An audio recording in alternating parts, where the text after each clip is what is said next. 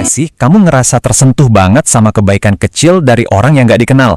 Atau mungkin kamu sendiri pernah tiba-tiba pengen nolongin seseorang tanpa mikir dua kali? Nah, hari ini kita bakal ngebahas sumber dari perasaan luar biasa itu, kasih sayang. Buat ngerti apa itu kasih sayang, kita harus lihat langsung ke sumbernya kan? Dalam ajaran Islam, sumber itu tercermin dalam nama-nama Tuhan yang indah.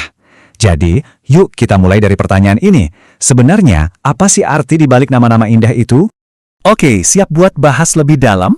Kita bakal mulai dari satu konsep kunci, namanya Asmaul Husna. Ini penting banget loh, jadi fondasi buat semua obrolan kita hari ini. Perhatiin baik-baik ya.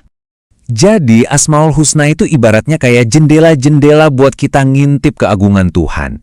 Setiap nama, itu satu jendela yang nunjukin satu sifatnya yang, wah, luar biasa. Jadi ini bukan sekedar nama ya, tapi kayak undangan buat kita kenal dia lebih dekat. Dan tahu nggak, totalnya ada 99 nama yang bisa kita pelajarin. Coba bayangin deh, 99 pintu yang beda-beda buat memahami sifat-sifat Tuhan.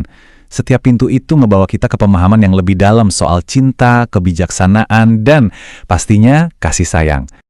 Nah, dari 99 nama yang keren banget itu, ada 2 nama nih yang jadi pusat pembahasan kita hari ini.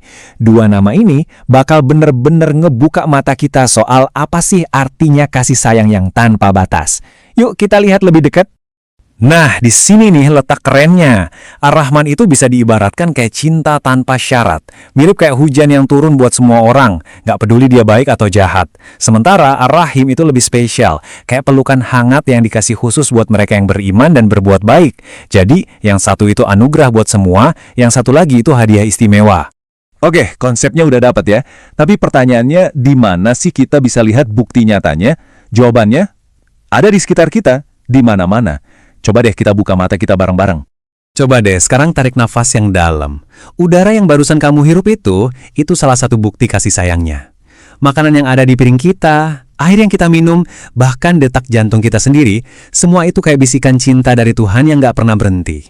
Selain dari alam semesta, ada juga loh teladan yang paling dekat sama kita. Sosok manusia yang jadi cerminan sempurna dari kasih sayang Tuhan, Nabi Muhammad SAW. Yuk kita lihat gimana beliau ngejalanin rasa cinta ini di kehidupannya sehari-hari. Wah, kisah hidup beliau itu penuh banget sama contoh kasih sayang. Mulai dari caranya beliau memperlakukan anak-anak dan orang tua, sampai kesabarannya ngadepin orang yang benci sama beliau. Tapi, ada satu prinsip yang jadi inti dari semua tindakannya. Prinsip yang bakal kita lihat di slide selanjutnya.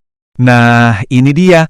Tidak pernah membalas kejahatan dengan keburukan. Coba deh kita renungin sebentar. Susah banget kan ngelakuin ini di kehidupan kita?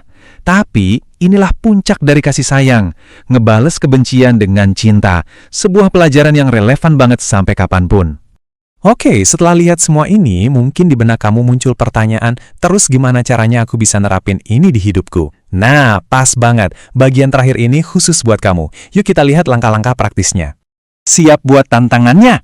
Ini dia, 4 langkah simple buat mulai perjalanan kamu jadi orang yang lebih penyayang.